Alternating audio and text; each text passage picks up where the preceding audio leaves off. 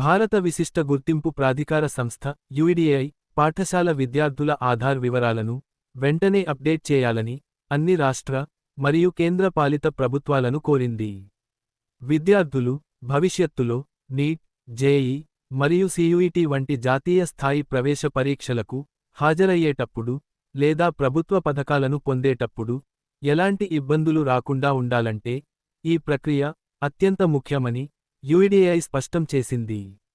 ఈ మేరకు UIDAI chief Bhuvanesh Kumar అన్ని రాష్ట్రాల ప్రధాన కార్యదర్శులకు ఒక లేఖ రాశారు.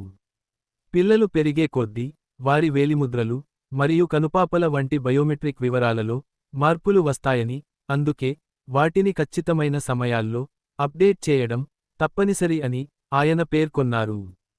ప్రతి విద్యార్థికి 5 నుంచి 7 సంవత్సరాల మధ్య ఒకసారి, ఆ తర్వాత 15 నుంచి 17 సంవత్సరాల మధ్య మరోసారి బయోమెట్రిక్స్ను తప్పనిసరిగా అప్డేట్ చేయాలని యుఐడిఏఐ సూచించింది. ఈ 2 సార్లు ఈ సేవలు పూర్తిగా ఉచితంగా ఉంటాయని స్పష్టం చేసింది. తల్లిదండ్రులపై ఎలాంటి ఆర్థిక భారం పడకుండా పాఠశాలల్లోనే ప్రత్యేక క్యాంపులను నిర్వహించి ఈ ప్రక్రియను పూర్తి చేయాలని రాష్ట్ర ప్రభుత్వాలకు సూచించారు. ఆధార్ వివరాలు సరిగ్గా లేకపోతే విద్యార్థులు కీలకమైన విద్య మరియు ఉద్యోగావకాశాలను కోల్పోయే ప్రమాదం ఉందని యుఐడిఏఐ హెచ్చరించింది.